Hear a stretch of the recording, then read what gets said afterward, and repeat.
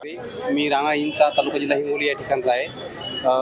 आता शेतीची कामं मे महिन्याच्या नंतर जर बघितलं तुम्ही तर शेतीची कामं खूप जोरात राहतात, कारण की पेरणीचे दिवस जवळ आलेले आहेत आणि पेरणीच्या दिवसामध्ये आता डिझेलचा जे तोडा पडलेला आपल्या हिंगोली जिल्ह्यामध्ये खूप मोठ्या प्रमाणात झाला आहे. यामुळे काय झालं, शेतीतले कामं पूर्ण रखडलेले आहेत.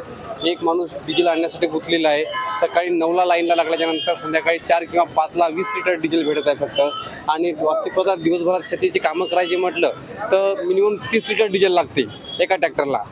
तर हे खूप कामाचे अडथळा खूप मोठ्या प्रमाणात होत आहे. त्याच्यामुळे शेतीतली कामं रखडलेली आहेत आणि जसे जसे पेरणीचे दिवस जवळ येत आहेत त्याच्यामुळे खूप नुकसान मोठ्या प्रमाणात डिझेल नसल्यामुळे होत आहे.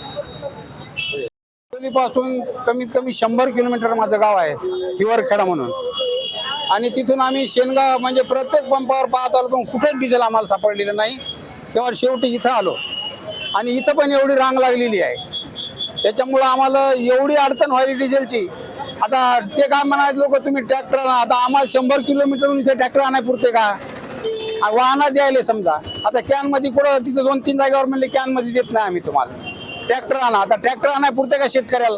प्रत्येक शेतकऱ्याने 10 लिटर 20 लिटर वाटण घातल्यापेक्षा कॅनीमध्ये दिलं ते तरी, पण तसं द्यायला पाहिजे. त्याने कॅनीमध्ये दिलं तर शेतकऱ्याचा फायदा होईल. किंवा जर वाहनामध्ये जर वाहनच आणायचं म्हणलं शेतकऱ्याला काय पुरणार आहे?